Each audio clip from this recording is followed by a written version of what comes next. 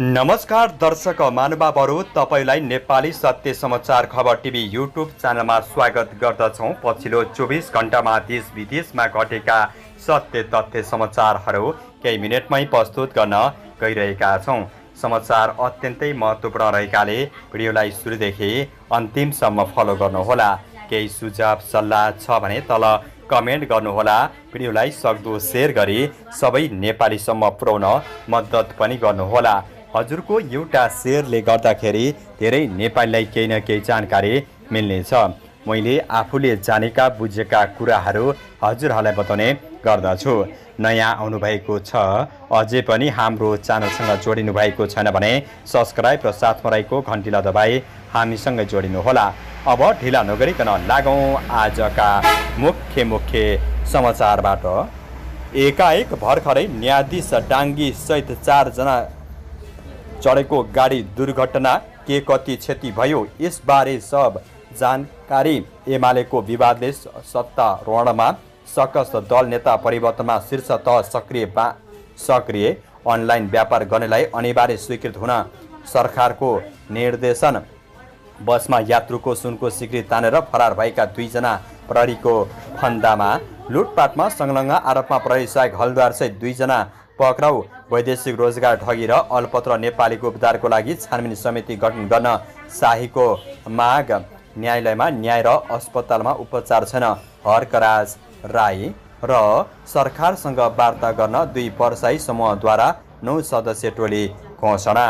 अब समाचार पुरा हेर्नुहोस्। दर्शकबिन, सरकार र दुर्गा परसाई नेतृत्वको राष्ट्र, राष्ट्रियता, धर्म, साक्षरता र नागरिक बचाउँ महाअभियान नेपालबीच वार्ताका लागि दुवै पक्षबाट वार्ता टोली गठन भएको छ।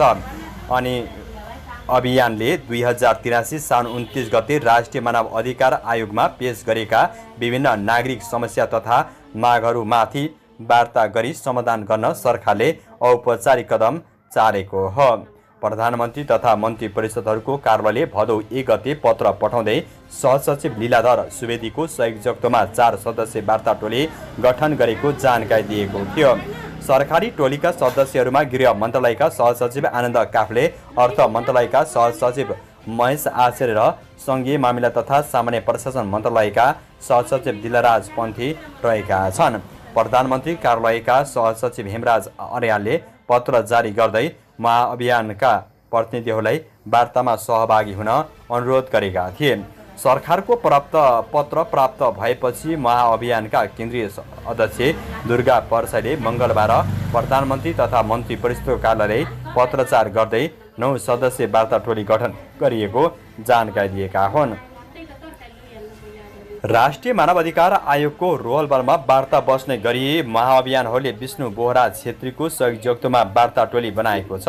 वार्ता टोलीका सदस्यहरूमा राजु आचार्य, विजय थापा, देवी सङ्ग्रौला, हरदेव महतो, लीलादेव दनुवार, लाल शाह, रिङ्कु मण्डल र नरेश लामा रहेका छन्। त्यस्तै दर्शकबिन, राष्ट्रिय प्रजातन्त्र पार्टी राप्रपाका संसदीय दलका नेता एन सांसद ज्ञानेन्द्र बहादुर साईले वैदेशिक रोजगारीका नाममा भइरहेको ठगी र विदेशमा अल्पत्र परेका नेपालीहरूको उपचारको लागि तत्काल संसदीय छानबिन समिति गठन गर्न माग गरेका छन्। मङ्गलबारको प्रतिनिधि सभा बैठकमा विशेष समय लिएर बोल्दै सांसद साईले वैदेशिक रोजगारीमा रहेका नेपालीहरूको अवस्था दयनीय बन्दै गएको भन्दै सरकारको ध्यान आकर्षण गराएका हुन्। नेपालको अर्थतन्त्र वैदेशिक रोजगारीबाट प्राप्त रेमिट्यान्सले थामिएको भए पनि राज्यले श्रमिकहरूको पीडाप्रति आँखा चिम्लेको उनले आरोप लगाएका हुन्। हालसम्म झन्डै 21 खरब रुपियाँ रेमिट्यान्स भित्रिएको बताउँदै उनले सोही रकमबाट राज्य सञ्चालन भइरहेको तर श्रमिकको जीवन र अधिकार भने असुरक्षित रहेको उल्लेख गरिएको छ। नेपालबाट श्रम स्वीकृति लिएर र नलिई वैदेशिक रोजगारीमा जानेको सङ्ख्या झन्डै 1 करोड पुग्न लागेको छ। साईले भने तर उनीहरू विदेशमा ठगिएका छन्, अल्पत्र परेका छन्। सम्झौता अनुसारको काम र तलब नपाउँदा मानसिक तनावका कारण आत्महत्या गर्न बाध्य भएका छन्। वैदेशिक रोजगारीका क्रममा ज्यान गुमाउनेहरूको सङ्ख्या भयावह रहेको उल्लेख गर्दै साईले हालसम्म 16,760 नेपालीको शव बाकसमा फर्किएको जानकारी दिए। जापानको उदाहरण दिँदै उनले पछिल्लो 1 वर्षमा त्यहाँ मृत्यु भएका 73 नेपाली मध्ये 28 जनाले आत्महत्या गरेको बताएका छन्। कल्सन टेनेसी र गिरोहले कुर्किङ र विद्यार्थी भिसाका नाममा मोटो रकम असुल गरी युवाहरूलाई विदेशमा अलपत्र पारेका कारण यस्तो अवस्था सिर्जना भएको उनको दाबी रहेको छ। अन्य आकर्षण शीर्षकमा सुझावहरू रहेका छन्। त्यस्तै दर्शकबिन सुनसरीको देवगञ्ज र सिराको गोलबजारमा भएको घटनाबारे छानबिन गर्न गठित समितिले छानबिन सकेर प्रतिवेदन बुझाएको छ। देवगञ्ज गाउँपालिका 3 स्थित कप्तानगञ्जमा हिन्दू र मुस्लिम समुदायको बीचमा साउन 10 मा भएको झडपको असर मध्य प्रदेशमा पनि फैलिएको थियो। कप्तानगञ्जमा भएको झडपमा 3 जनाको मृत्यु भएको थियो। सुनसरीमा गोली लागेर कप्तानगञ्जका 30 वर्षीय ओम प्रकाश मेहता र 20 वर्षीय जय प्रकाश मेहता र 22 वर्षीय रविन्द्र मेहताले ज्यान गुमाएका थिए। सिराको गोलबजारमा साउन 14 मा भएको प्रदर्शनमा प्रहरीसँग झडप हुँदा 18 वर्षीय गणेश यादवको मृत्यु भएको थियो। सरकारले छुट्टा छुट्टै समिति गठन गरेर घटनाबारे स्थलगत अध्ययन र छानबिन गरेको थियो। दुवै समितिले मङ्गलबार गृहमन्त्री सुदन गुरुङलाई प्रतिवेदन बुझाएको गृह मन्त्रालयका प्रवक्ता सहसचिव आनन्द काफ्लेले जानकारी दिनुभयो। उनले भने दुवैवटै समितिबाट छानबिन प्रतिवेदन आएको छ, त्यसमा भएको निष्कर्ष र सिफारिस अध्ययनको क्रममा रहेको छ। कप्तानगञ्ज घटनाबारे गृह मन्त्रालयका सहसचिव भूपेन्द्र थापा नेतृत्वको समितिले छानबिन गरेको थियो। सिराको गोलबजारमा भएको घटनाबारे गृहका अर्को सहसचिव पुष्पराज शाही नेतृत्वको समितिले छानबिन गरेर सिफारिस सहितको प्रतिवेदन बुझाएको छ। त्यस्तै दर्शकबिन वेबसाइट, एप्लिकेसन र सामाजिक सञ्जाल लगायतका विद्युतीय माध्यमबाट वस्तु तथा सेवाको व्यापार कर्मश गर्ने व्यवसायीहरूले अब अनिवार्य रूपमा सूचीकृत गर्नुपर्ने भएको छ। वाणिज्य, आपूर्ति तथा उपभोक्ता संरक्षण विभागले एक जरुरी सूचना जारी गर्दै सम्पूर्ण विद्युतीय व्यापार गर्ने व्यवसायीहरूलाई विभागको पोर्टलमा अनिवार्य सूचीकृत हुन निर्देशन दिएका हुन्। पछिल्लो समय विद्युतीय माध्यम र डिजिटल भुक्तानी प्रणालीको प्रयोग गरी उपभोक्तालाई भरम छर्ने, ठगी गर्ने र गुणस्तरहीन वस्तु तथा सेवा बिक्री वितरण गर्ने जस्ता गुनासोहरू तीव्र रूपमा बढेपछि विभागले नियमनमा कडाई गरेको हो। विभागले विद्युतीय व्यापार ई-कमर्स ऐन 2081 र विद्युतीय व्यापार ई-कमर्स निर्देशकका 2082 कार्यान्वयनमा आइसकेको बताइएको छ। ऐनको दफा 4 बमोजिम व्यवसाय गर्नु पूर्व विद्युतीय प्लेटफर्म स्थापना गर्नुपर्ने र दफा 5 बमोजिम विभागको पोर्टलमा अनिवार्य रूपमा सूचीकृत हुनुपर्ने कानुनी व्यवस्था रहेको उल्लेख गरिएको छ।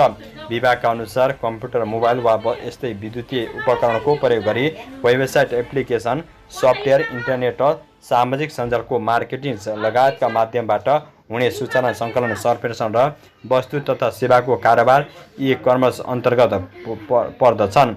यसभित्र दैनिक उपभोग्य वस्तुदेखि लिएर शिक्षा, स्वास्थ्य, यातायात, पर्यटक, ब्याङ्किङ, बिमा, मर्मत सम्भार लगायतका सम्पूर्ण सेवाहरू पर्नेछन्। विभागले तोकिएको प्रक्रिया पूरा गरी सूचीकृत भएर र प्रचलित कानुनको पूर्ण रूप पालना गरेर मात्र व्यवसाय सञ्चालन गर्न सरकारहरूलाई आग्रह गरिएको छ। यस सूचनाको व्यवस्था गरी सूचीकृत नभएका वा गैर कानुनी विद्युतीय प्लेटफर्म मार्फत व्यवसाय सञ्चालन गरेको पाइएमा विद्युतीय व्यापार ऐन 2081 तथा अन्य प्रचलित कानुन बमोजिम कडा कानुनी कारबाही हुने चेतावनी समेत विभागले दिएको छ। उपभोक्ताले यस सम्बन्धी कुनै गुनासो गर्नु परेमा इमेलद्वारा र वेबसाइटद्वारा जानकारी दिन अनुरोध गरिएको छ। त्यस्तै दर्शकबिन दुर्घटनामा घाइते भएका उच्च अदालत जनकपुरको अस्थायी इजलासका वीरगञ्जका न्यायाधीश गोकर्ण डाङ्गीलाई थप उपचारको लागि काठमाडौँ लगिएको छ। नेपाली सेनाको हेलिकप्टर मार्फत डाङ्गी सहित अन्य 3 जनालाई थप उपचारको लागि काठमाडौँ पठाइएको जिल्ला प्रहरी कार्यालय मकवानपुरले जनाएको छ। दुर्घटनामा घाइते भएका सवारी चालक र उच्च अदालत जनकपुर अस्थायी इजलासका वीरगञ्जका रजिस्ट्रेसन तारानाथ दत्त बडुलाई भने थप उपचारको लागि हेटौडा अस्पताल ल्याइएको जिल्ला प्रहरी कार्यालय मकवानपुरका प्रवक्ता ऐन प्रहरी न्यायिक उपरीक्षक माधव काफ्लेले जानकारी दिए। उनका अनुसार भीमफेदी 6 जुरी खेलमा बिहान स्कर्पियो दुर्घटनामा न्यायाधीश तुलसीपुर 9 का 57 वर्षीय डाङ्गी सहित चालक, दाङ राप्ती 8 का 32 वर्षीय छुनीलाल चौधरी, बैतडी दशरथ चन्द 7 का 51 वर्षीय तारा दत्त बडु, उनकी श्रीमती 49 वर्षीय लक्ष्मी बडु, छोरा 25 वर्षीय रितेन्द्र बडु र दिदी 31 वर्षीय रिता बडु रहेका छन्। प्रहरीका अनुसार लक्ष्मीको अवस्था गम्भीर छ भने अन्य 5 जनाको अवस्था मध्यम रहेको छ। प्रदेश 3101002 5183 नम्बरको स्कर्पियो मङ्गलबार बिहान काठमाडौँबाट वीरगञ्जतर्फ आउँदै गर्दा सडकबाट करिब 60 मिटर तल खसेर दुर्घटना भएको थियो। त्यस्तै दर्शकबिन काठमाडौँमा भएको एउटा लुटपाट प्रहरीमा सहायक हलदार नै संलग्न देखिएका छन्। टोखामा भएको लुटपाटमा संलग्न देखिएपछि उपत्यका अपराध अनुसन्धान कार्यालयमा कार्यरत सहायक हलदार कृष्ण बहादुर साईलाई प्रहरीले पक्राउ गरेको छ। उनलाई केही दिन अघि प्रहरी विरुद्ध महाराजगञ्जबाट खटिएको टोलीले पक्राउ गरेको हो। सहायक हलदार र सिन्धुपाल्चो घर भएका जीवन घतानी विकलाई पक्राउ गरिएको जिल्ला प्रहरी परिसर काठमाडौँका एसपी दान बहादुर थापाले जानकारी दिनुभयो। प्रहरीले उनीहरूको साथबाट 1,23,000 नगद बरामद गरेको छ। बाँकी अपडेट अर्को भिडियोमा।